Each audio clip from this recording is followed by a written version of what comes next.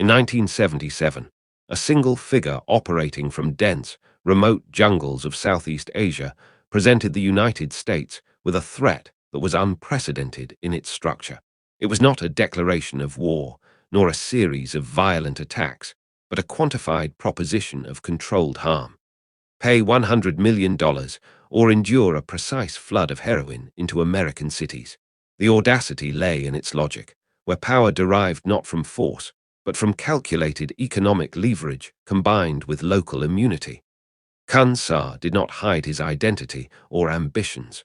His authority was reinforced by the tacit protection of regional governments and the chaos of fragmented jurisdictions. The United States perceived him primarily as a criminal target, while surrounding nations treated him as a political constant, a figure whose removal carried greater risk than tolerance. The initial failure was not a tactical misstep, but institutional hesitation. The threat exploited a structural weakness. Systems built for certainty could not respond effectively to probabilistic harm. Harm was already operating while the bureaucracies debated, delayed, and documented, allowing the operation to advance unimpeded. Thus, the confrontation began not with gunfire, arrests, or raids, but with files sliding slowly through offices designed for denial rather than acknowledgement. By the time the magnitude of the threat was appreciated, the operation had already gained momentum, illustrating how strategic patience and structural leverage could outmaneuver even a superpower. Khun Sa did not emerge spontaneously from obscurity. He was forged over decades of regional conflict, fragmented governments, and a Cold War that rewarded utility over legality. Each conflict, each shifting alliance added to his authority, embedding him into systems that operated in blind spots rather than under scrutiny. By the time outside agencies noticed, he had become indispensable without ever needing formal legitimacy. The system that elevated Khun Sa valued short-term stability over long-term consequence. Governments chose toleration when enforcement threatened political equilibrium. Khun Sa understood this dynamic early. True power required only indispensability, not legitimacy. International law proved ineffective against actors who never sought recognition. Khun Sa's visibility acted as armor, not exposure. What protected him was not a loophole he exploited, but a blind spot created by competing priorities, shared avoidance, and selective toleration.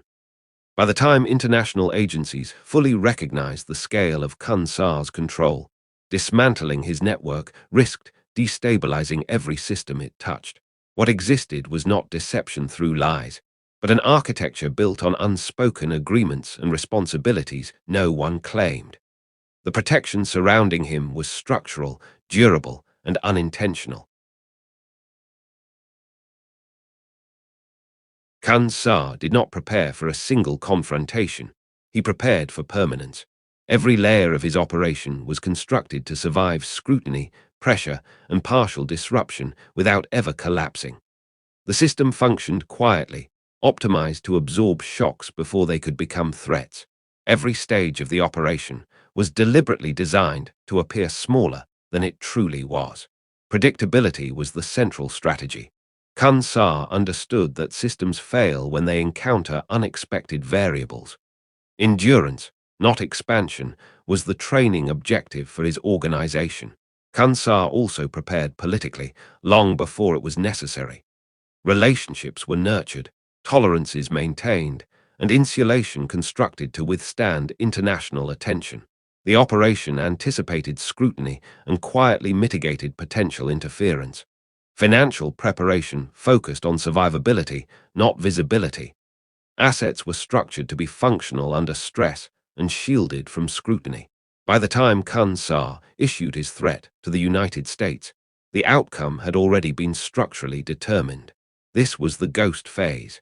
Preparation without spectacle, optimization without announcement, growth without visibility. Khun Sa did not wait to see whether the system would stop him. He ensured that it could not. Every operational choice preempted failure before it could arise. When the United States finally moved from assessment to action, it assumed disruption would force a reaction. What they did not account for was that Khun Sa's system had rehearsed indifference to precisely this kind of pressure. Enforcement activities collided with pre-designed endurance, leaving initial operations ineffectual. The first miscalculation was assuming that increased enforcement would equate to increased leverage. Khun Sa's silence was consistently misread as vulnerability, masking the true scale of control. The operation escalated quietly, without any dramatic single event signaling its advancement. The threat to flood the United States was never intended to be dramatic. It was structured to be deniable. Authorities searched for command signals that did not exist. Paradoxically, the first real shock came when measured enforcement successes correlated with increased heroin availability in targeted areas. At this stage, Khun Sa's role became deliberately ambiguous. Restraint, rather than aggression, was the operation's most effective maneuver. By the time US officials revisited the original threat, they realized it had already been structurally executed. The final twist was institutional recognition without institutional response. Khun Sa never needed to outgun the United States. He only needed to outweight it. By leveraging patience and structural design, the operation achieved its objective without firing a shot or issuing a public declaration.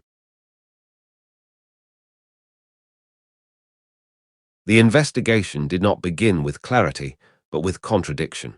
Enforcement agencies began noticing that successful seizures were no longer producing scarcity, price instability, or internal collapse. Data suggested the opposite. The more routes were disrupted, the more stable the market became.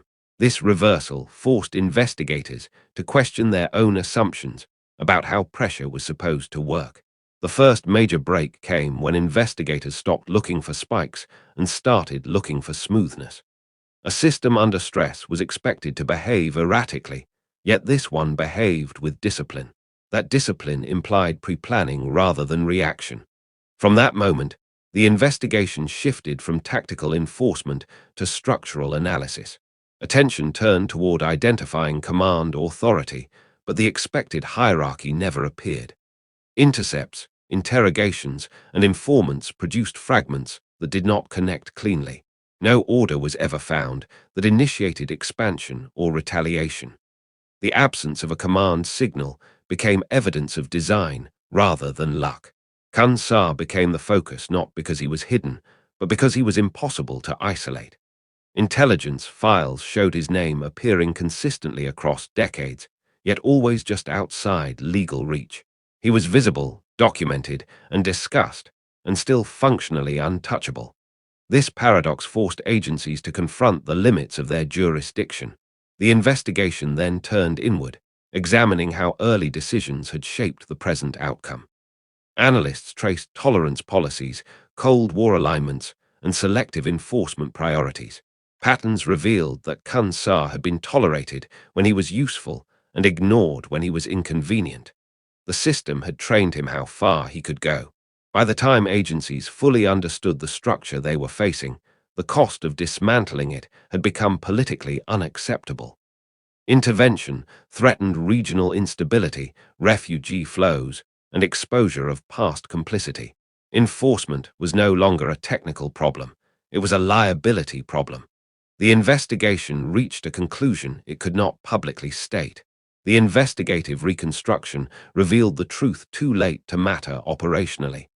Khun Sa had not evaded the system. He had matured inside it. Every attempt to dismantle his operation exposed the scaffolding that protected him. Understanding arrived only after action became impossible. The collapse did not begin with arrest warrants or gunfire. It began with political fatigue. Governments that had tolerated Khun Sa as a stabilizing inconvenience started viewing him as a liability they no longer needed to carry. Regional priorities shifted quietly, without announcement, as alliances changed and protection thinned. What collapsed first was not his organization, but the silence around it. Khun Sa recognized the shift before it became visible externally. Supply continued, but posture changed from expansion to consolidation. Resources were redirected inward, reinforcing personal security and financial insulation. The system prepared not to win, but to endure disengagement. The first overt pressure arrived not from the United States, but from regional forces asserting control they had previously ceded. Patrols entered areas they had avoided for years. Road access was questioned, taxed, or delayed. Authority returned incrementally, not violently. International pressure followed, but carefully and late. Indictments were issued publicly, naming Khun Sa as a central figure. The gesture carried symbolic weight, but limited operational impact. It changed how protection could be justified, not how the system functioned. The most significant collapse occurred when protection became conditional. Allies who once benefited from stability began calculating risk. Cooperation slowed, then thinned. Loyalty eroded not from fear, but from changing incentives. Khun Sa did not fight the collapse, he navigated it. Rather than resisting openly, he negotiated surrender on terms that preserved personal security.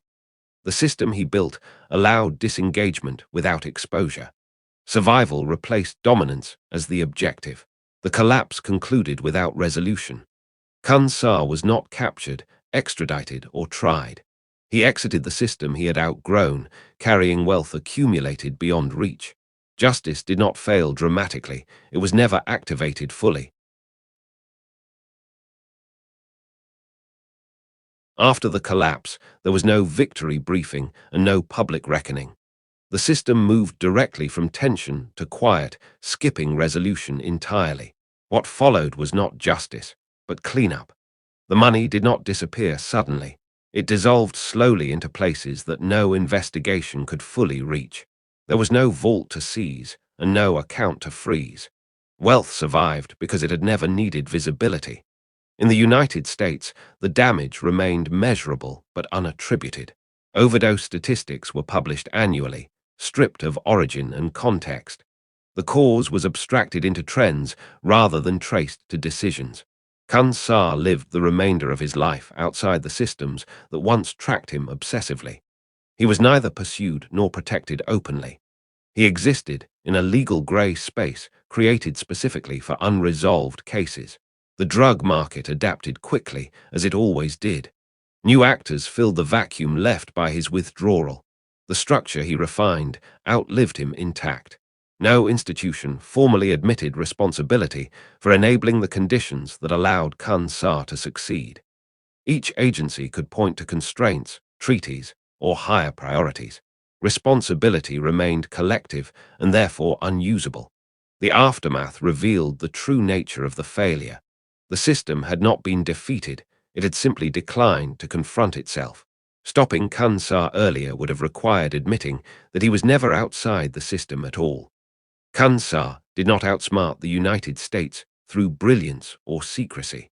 He succeeded because every system he encountered chose delay over admission. That choice repeated itself until there was nothing left to prosecute.